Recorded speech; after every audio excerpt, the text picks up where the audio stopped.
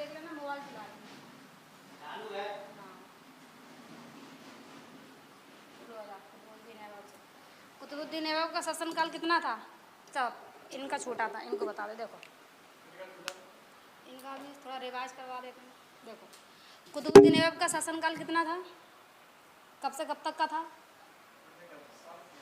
12 से 6 से चालू हो गई।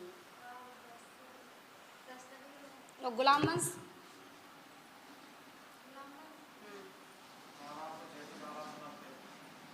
1206 से 1290 तक अपन ने क्या पढ़ा? गुलाम वंश पढ़ा। गुलाम वंश को लगभग 100 साल का कहा जाता है। 95 साल इसका शासक रहा। 100 साल तक क्या चला?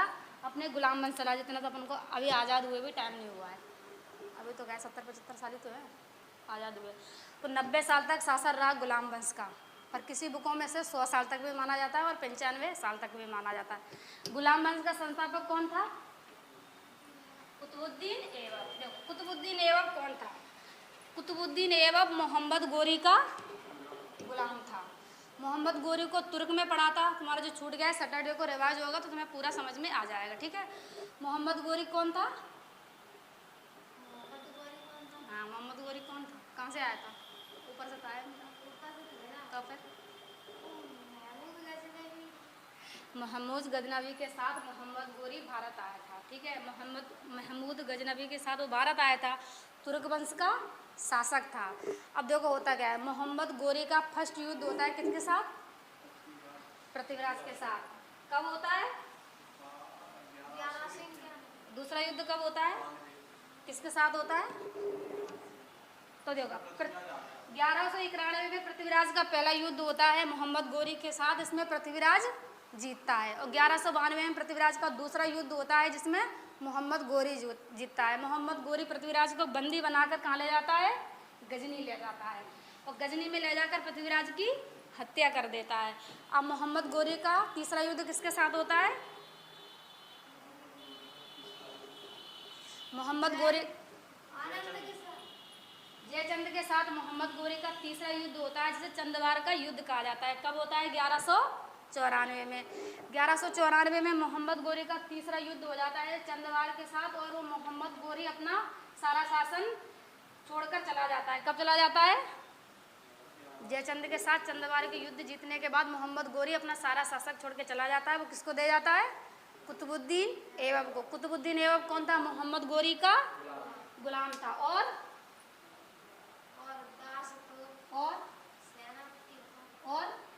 सबसे इम्पोर्टेंट कौन था? सबसे ज़्यादा इम्पोर्टेंट मोहम्मद गोरी का कुतुबुद्दीन ऐबक कौन था? दामाद था। कौन था? दामाद। अब देखो जी हिस्ट्री कहाँ से चली। पहले तो जो गुलाम था कुतुबुद्दीन ऐबक का, मोहम्मद गोरी कौन था? कुतुबुद्दीन ऐबक मोहम्मद गोरी का गुलाम था। अब हिस्ट्री शुरू हुई मोहम्मद गोरी से। मैंने पृथ्वीराज में पढ़ाया था। पृथ्वीराज ने क्या करा था? संयोगता से शादी करी जयचंद की बेटी के साथ। मोहम्मद गोरी की बेटी ने भी शादी करी किसके साथ? कुतुबुद्दीन ऐबक के साथ। कुछ हिस्ट्री में बताया जाता है कि मोहम्मद गोरी की वो रियल बेटी नहीं थी, पर बेटी थी, मतलब बेटी थी। इतना ज़्यादा बुकों में बताया जाता है, मतलब बेटी थी, ठीक है। अब ये मोहम्मद गोरी का गुलाम भी था, ठीक है, कुतुबुद्दीन ऐबक, और दामाद भी था। इस वंश को क्या कहते हैं? और क्या कहते हैं? और मतलब मैंने नहीं पढ़ा, 4-5 दिन में रिवाइज भी नहीं हुआ लगता है कुछ भी। क्या कहते हैं? गुलाम वंश और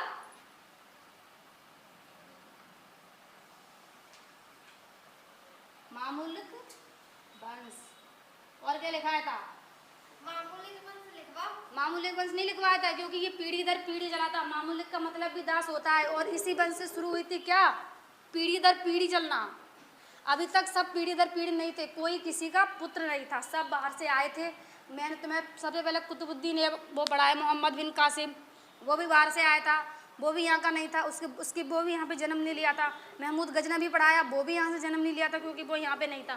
पर कुतुबुद्दीन ऐबक की, इसको मामूलिक वंश कहते हैं। मामूलिक का मतलब भी गुलाम होता है, और इस वंश का मतलब होता है पीढ़ी दर पीढ़ी चलना। मतलब पीढ़ी दर पीढ़ी चलने का मतलब होता है कि जैसे कि पिता के बाद, मतलब पुत्र के बाद पिता बनना, पिता के बाद बेटी बनना, ऐसे चला। तो क्या कहते हैं? मामूलिक वंश। और क्या कहते हैं? दास। दास क्यों कहते हैं? कि सब किसी ना किसी के दास थे, मतलब किसी ना किसी के गुलाम थे, इसलिए इसे दास भी कहते हैं। और क्या? बताओ और क्या? और क्या क्या पढ़ाया था कुतुबुद्दीन ऐबक में? मैंने 3 दिन से नहीं पढ़ाया हिस्ट्री। सैटरडे को करंट अफेयर चलाता, रिवाइज से बिल्कुल भी नहीं करी, संडे था। बताओ क्या क्या छूटा है। कौन था कुतुबुद्दीन ऐबक, और बताओ इसके बारे में। इसने सुल्तान की उपाधि हासिल नहीं करी। पहले साथ साथ पहले एक एक करके बताओ क्या था। मैंने क्या कहा था, कुतुबुद्दीन ऐबक एक उच्च कुल में पैदा हुआ तुर्क था। कौन था? एक उच्च कुल में पैदा हुआ तुर्क था। पर साथ साथ में ही ये क्या है, बचपन से ही अपने सगे संबंधियों से बिछड़ता रहा। ठीक है, सगे संबंधियों से बिछड़ता रहा। सबसे पहले इसे किसने खरीदा था? अजीब सा नाम है ना। नाम बताओ, किसने खरीदा सबसे पहले इसे? किसने खरीदा था? कुतुबुद्दीन ऐबक का नाम होता है मेरे को पता है। फखरुद्दीन तुम्हें याद नहीं हो रहा? नाम हिस्ट्री में ऐसे ही रहते हैं, डबलदार। फखरुद्दीन, फखरुद्दीन, बस इतना ही तो करना है। फखरुद्दीन ने खरीदा सबसे पहले। इसके बाद इसके बाद किसने खरीदा? मोहम्मद गोरी ने खरीदा। और फिर इसने गुलाम वंश की स्थापना करी। पहले इसको किसने खरीदा था? फखरुद्दीन ने खरीदा, फिर मोहम्मद गोरी ने खरीदा, फिर गुलाम वंश की इसने स्थापना करी। कब करी? मोहम्मद गोरी वापस भारत कब आया था? एक बार जाने के बाद। हाँ, 1105 में आया था। क्यों आया था? खोखरों का विद्रोह दबाने। हाँ 1205, हाँ 1205 में आया था खोखरों का 1205 में आया था खोखरा का विद्रोह दबाने। 1206 में हत्या कर दी थी। ठीक है,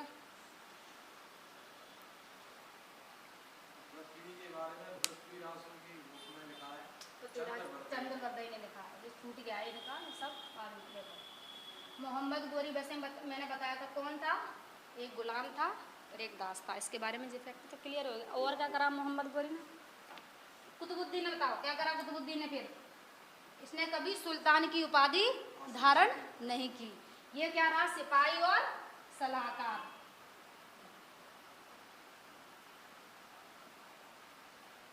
सिपाही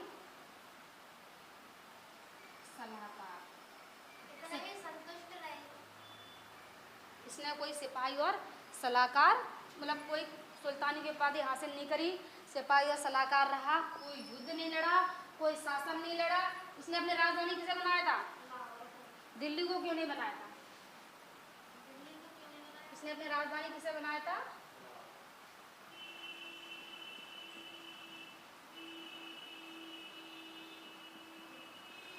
लाहौर से तो दिल्ली शासन करो तो। हाँ, दिल्ली को राजधानी क्यों नहीं बनाया था?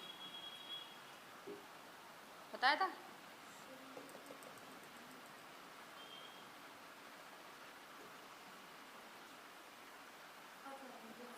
4 दिन मतलब हिस्ट्री नहीं पढ़ा हूँ और मैं टेस्ट ले लूँ तो बस एक तो नाम याद नहीं, दूसरा भूल गए। 10 में 10 आएंगे। ठीक है, अगली बार सैटरडे को टेस्ट होएगा। ठीक है, इसने अपने, इसका पूरा नाम क्या था? हाँ इसका पूरा नाम हाँ कुतुबुद्दीन ऐबक। हाँ।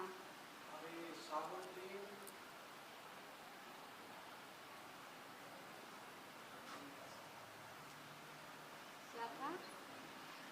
मुझे खुद नहीं मिन्हाजुद्दीन लिखाया था। कुतुबुद्दीन ऐबक, मिन्हाउद्दीन सिराज कुतुबुद्दीन ऐबक। सिराज कुतुबुद्दीन। 4 जनों के नाम रख लिया तब जाओ एक अकेले का नाम था है। तो बड़ा नाम रखा। अखबार का कितना बड़ा नाम था, सुना है कभी? नहीं सुना अखबार के नहीं सुना। और इसने क्या क्या करवाया था? क्या क्या कहा? एक मतलब मस्जिद। देखो, सबसे पहले कुतुबुद्दीन ऐबक ने कुतुब मीनार का निर्माण करवाया। किसकी याद में करा? पूरा नाम पूरा नाम आ गया बख्तियार, तो किसी और के पीछे लगा रहेगा तो फिर क्या करोगे तुम? हैं?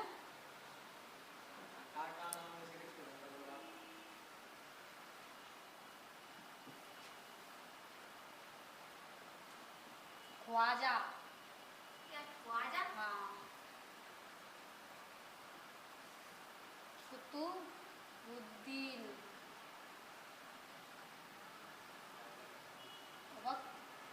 बख्तियार काकी। याद में क्या करवाया था? कुतुब मीनार की नींव। कुतुब मीनार की नींव रखी थी। पर तुम तो इतना याद रखना, किसकी याद में रखी थी? बख्तियार काकी की याद में रखी थी। कौन था ये? कौन था? हाँ। और सूफी संत। कौन था?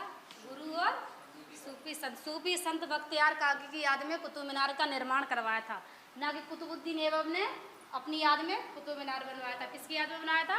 सूफी संत बख्तियार काकी की याद। पर एक याद रहने का एक चीज़ होती है, कुतुबुद्दीन ऐबक को कुतुब मीनार से आप याद रख सकते हैं। मतलब कुतुब मीनार किसने बनवाया? कुतुबुद्दीन ऐबक ने। पर इसने इसको पूरा नहीं बनवाया। देखो कुतुब मीनार के कुछ फैक्ट है। क्या फैक्ट है? देखो कुतुब मीनार को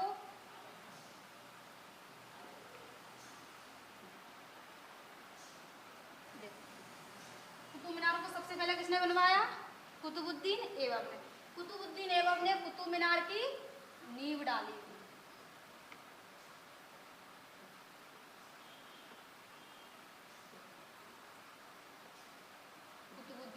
कुतुबुद्दीन ऐबक ने क्या करा था? कुतुब मीनार की नींव डाली थी। कितना बनवाया था? 2 मंजिल बनवाया था। ठीक है। कुतुब मीनार की लंबाई कितनी है? लंबाई हाँ 72.5। क्या? 72.5। वैसे 72.5 भी दिया रहता है, पर अगर 73 भी दिया हो तो वो भी सही रहता है। 73 भी मान लिया जाता है, इसका मतलब भी वही होता है। ठीक है। तो 72.5 क्या है इसकी? मीटर की। फिट में कितनी बताई थी?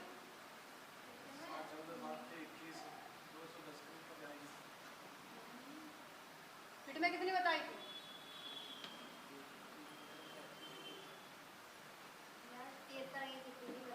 379 फिट। क्यों नहीं हो? बात कितने फुट होते हैं 1 मीटर में? 1 मीटर में 5 फुट होते हैं। 5 होते हैं। 5 होते हैं। 379 फीट बताई। हाँ 379 फिट। बुकों में लिखा है भाई, बताया, चिंता मत करो। जो नोट्स। और इसने 2.5 दिन का झोपड़ा बनवाया। कहाँ पे बनवाया? अजमेर में। अजमेर में क्या बनवाया? 365 हो रही, उन्हें 379 दी है। अब इसको 0.5 को भी पॉइंट हटाएंगे तो है। पॉइंट हटाएंगे फिर नीचे इनको 0 बढ़ाएंगे। हाँ तो 0 बढ़ाएंगे भाग 5 में होता। 2.5 दिन का कहाँ पे बनवाया था?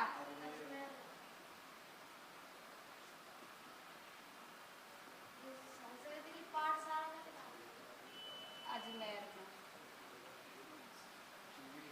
क्या था ये पहले? संस्कृत पाठशाला थी। फिर उसने और क्या करा? कहाँ पे बनवाई थी पहली मस्जिद? दिल्ली में जैन मंदिर को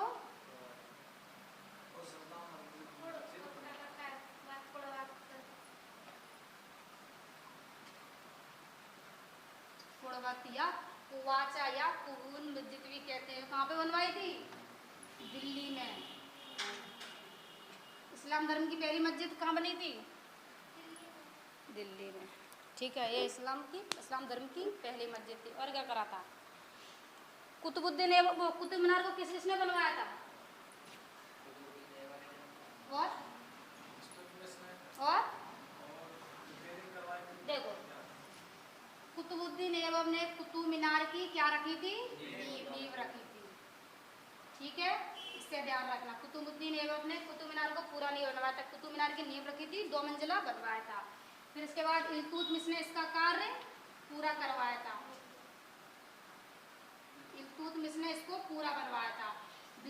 हमले के कारण ये क्षतिग्रस्त हो गई थी। कुछ मंजिलें किसने मरम्मत कराई थी?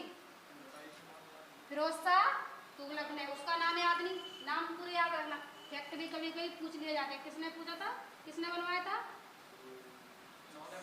फिरोज शाह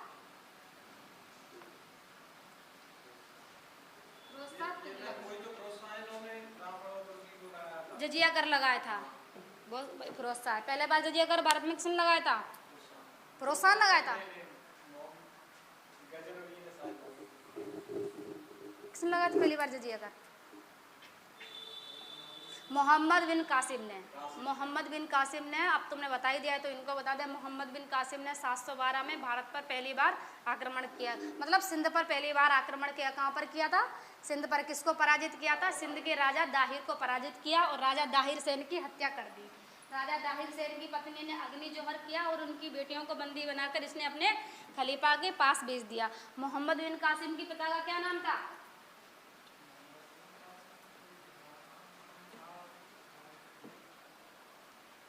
क्या नाम था? मोहम्मद बिन यूसुफ। मोहम्मद बिन कासिम के पिता का नाम था हेजाज बिन यूसुफ। मोहम्मद बिन कासिम के ताऊ थे। मोहम्मद बिन कासिम के पिता की मृत्यु बहुत छोटी उम्र में हो गई थी, तो हेजाज बिन यूसुफ ने मोहम्मद बिन कासिम को पाला था। सारी शस्त्र विद्या, युद्ध कला, राजनीति सब उसने कहाँ से सीखी थी? हेजाज बिन यूसुफ से। ठीक है। सिंध पर आक्रमण करने का मेन उद्देश्य क्या था? जहाज का। और हेजाज बिन यूसुफ का जहाज श्रीलंका से होता हुआ श्रीलंका के राज्यपाल ने उसको दिया था, जो श्रीलंका से होता हुआ इराक जा रहा था। उस जहाज को सिंध में लूट लिया गया था। कहाँ होके जा रहा था? कहाँ होके जा रहा था? काहे से जा रहा था? हाँ, उस दिन तो उड़ने वाला कहे था, उड़ने वाले जहाज की खोज नहीं। कहाँ जा रहा था? पानी के मार्ग से होता हुआ कहाँ जा रहा था?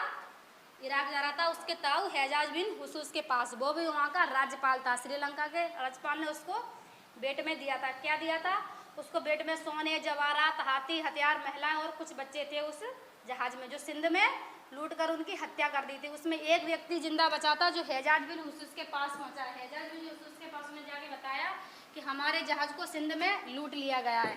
तब यही हिस्सा था और यहाँ से होता हुआ समुद्री मार्ग होकर इधर जा रहा था, क्योंकि इधर तो बंगाल की खाड़ी जो अपन पढ़ेंगे इसमें सर बताएंगे ज्योग्राफी में, इधर से कोई रास्ता नहीं था। जितने भी आक्रमण हुए इधर से हुए। अगर तुम कंफ्यूज हो जाओ हिस्ट्री में, जैसे कोई क्वेश्चन आ जाए और तुम्हें नहीं समझ में आए, जैसे कंफ्यूज हो जाओ कि अब कहाँ से लगाएं, तो जितने भी आक्रमण हुए थे वो इधर से ही हुए थे, क्योंकि ये राजस्थान का एक एरिया था। कौन सी दर्रे थी? कहाँ से आते?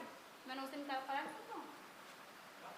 दर्रों में होकर ये भारत में प्रवेश करते थे। यहाँ पे दर्रे थी, दर्रे से होकर इनका भारत में प्रवेश करा। पहले ये पूरा अपनी भारत का हिस्सा था। अब भारत से क्या अलग हो गया? अफगानिस्तान और पाकिस्तान, ये दो नए देश बन गए। क्यों बन गए? किस कारण से बने थे?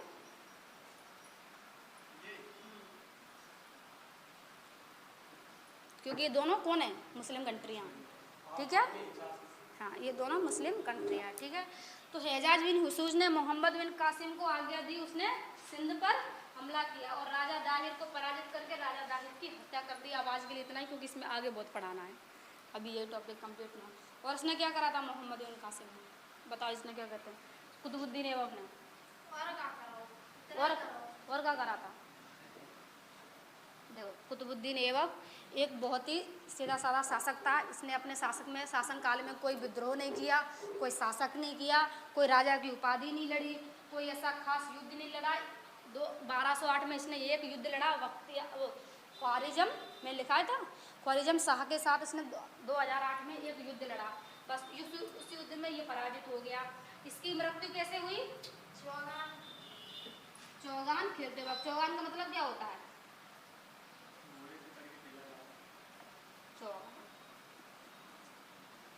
चौगान का मतलब कुछ हमें अगर ऑप्शन में पोलो दे दिया जाए तो तुम तो भूल ही जाओ। नहीं, पोलो याद है। हाँ, चौगान का मतलब था, चौगान एक खेल था पोलो, जिसे घोड़ा पे बैठकर खेला जाता था। किस तरह का खेल था? कैसे खेला जाता है चौगान? पोलो। अब आज के आधुनिक पोलो सभी जानते हैं। बताओ कैसे खेला जाता था? अरे भाई हॉकी टाइप पड़ना सो तो हमें एक गोला सा रहता है, उसको बॉल को यूँ फंसा के चौगान खेलते वक्त घोड़े से गिर गया था और उसी घोड़े से इसकी मृत्यु हो गई थी। इसका मकबरा कहाँ है? क्या? कहाँ दफनाया था मृत्यु के बाद इसको?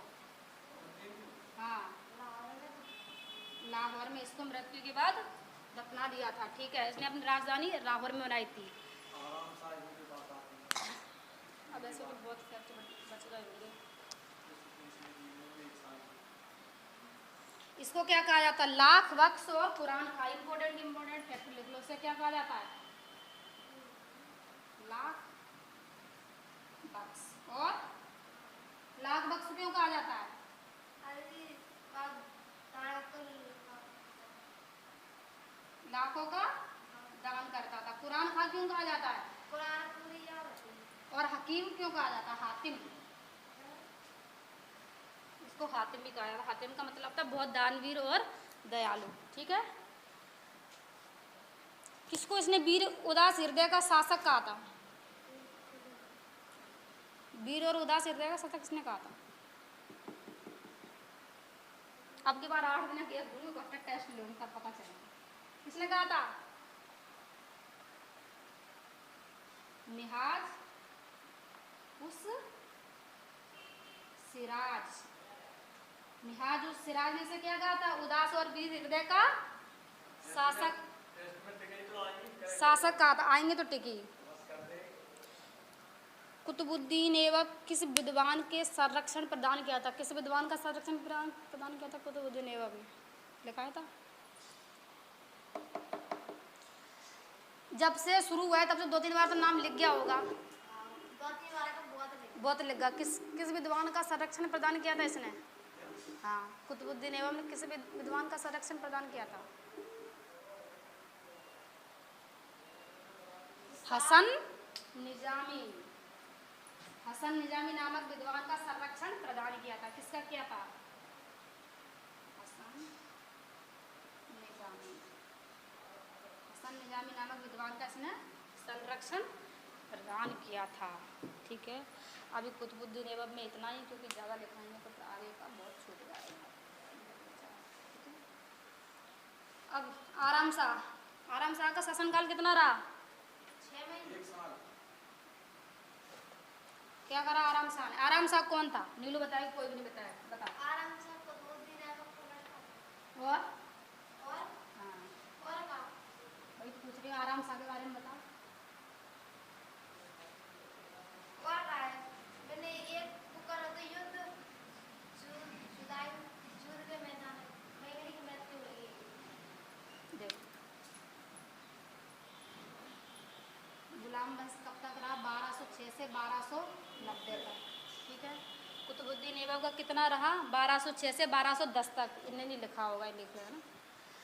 आराम शाह का कितना रहा? जैसा नाम तैसा काम। मैंने पहले ही ध्यान रखा था, इसे से याद रख लेना। जैसा नाम तैसा काम। नाम ही मिलता है ऐसा आराम। आराम तो कुछ नहीं करा इसने। देखो, मैंने तुम्हें क्या पढ़ाया था अभी? मामूलिक। मामूलिक का मतलब क्या होता है? पीढ़ी दर पीढ़ी। तो पिता के बाद शासक कौन बनेगा? उसका बेटा। चाहे बेटा कायर हो या नकारा हो, पद तो बेटे को ही मिलता है, चाहे बेटा कैसा भी हो, ठीक है। तो कौन बना? बेटा बना। आराम शाह की मृत्यु के पश्चात उसका बेटा कहाँ पर बैठा था? गद्दी पर बैठा। कहाँ पर बैठा था? गद्दी पर बैठा, बताओ, नहीं पता है। दिल्ली में। दिल्ली में तो कुतुबुद्दीन ऐबक बैठा ही नहीं था, क्योंकि यजीद का शासक था। राजधानी इसने अपनी दिल्ली जरूर बनाई थी। शासक कहाँ से किया था? तो आराम शाह गद्दी पर। कुतुबुद्दीन ऐबक की मृत्यु देखो, कुतुबुद्दीन ऐबक की मृत्यु के बाद आराम शाह गद्दी पर बैठा। देखो, कुतुबुद्दीन ऐबक की मृत्यु के बाद आराम शाह गद्दी पर बैठा। या राज सिंहासन दिया हो, बात तो एक ही है। समझते जाओ, तख्त पर भी बात एक, क्योंकि मुस्लिम मतलब अपन वो पढ़ रहे हैं तो उसमें वर्ड कुछ ऐसे ही होते हैं, ठीक है। राज सिंहासन, गद्दी, तख्त, ज़्यादातर ऐसे तुम्हें तख्त ही मिलेगा, क्योंकि इनमें उस तरह के लैंग्वेज को थोड़ा यूज़ करते हैं। तख्त पर बैठा, ठीक है। कहाँ पर बैठा? लाहौर में।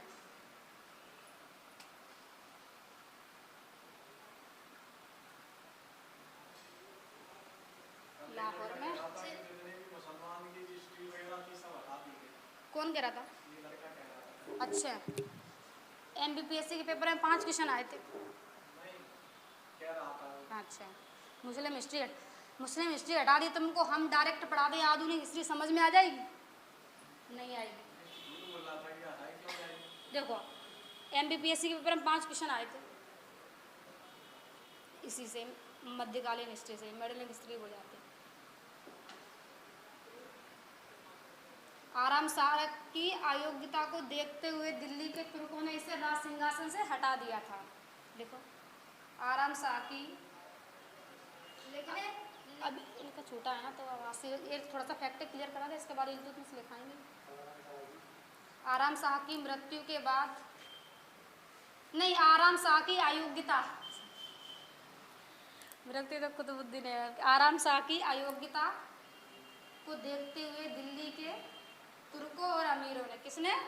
दिल्ली के तुर्कों और अमीरों ने, तुर्कों और अमीरों ने इसे गद्दी से हटा दिया, ये फिर राज सिंहासन से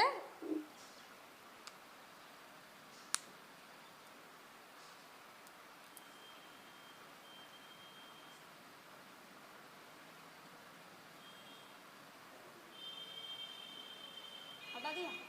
कुतुबुद्दीन ऐबक के दामाद, लिखो दास, कुतुबुद्दीन के दामाद दास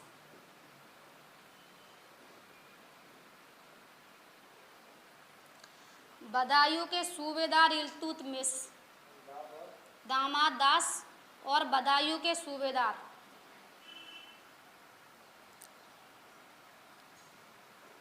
इल्तुतमिश को दिल्ली के राज सिंहासन पर बैठाने के लिए आमंत्रित किया। कहाँ पर किया? दिल्ली के राज सिंहासन पे बिठाने के लिए। अब बैठेगा कोई दिल्ली के राज सिंहासन पे? अभी तक तो सब कहाँ थे?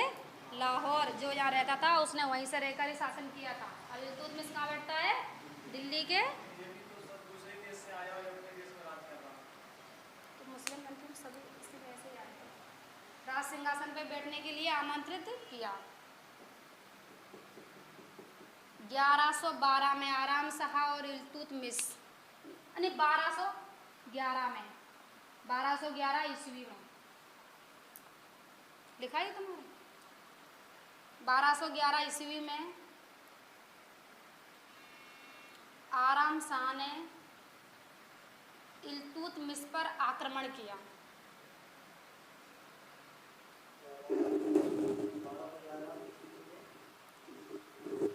आराम शाह ने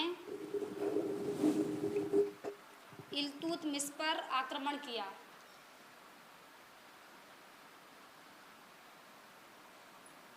कहाँ पर पराजित किया था? नीलू, जूद के मैदान में इसको पराजित किया था। कहाँ पर पराजित किया था? आक्रमण किया था जूद के मैदान में, आराम शाह को पराजित किया था और मार डाला था। और क्या हुआ? आराम शाह मारा गया। आराम शाह की मृत्यु के बाद दिल्ली का सुल्तान इल्तुतमिश बना।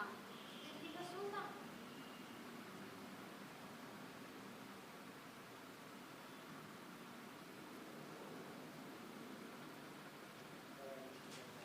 अब वो शुरू करेंगे दिल्ली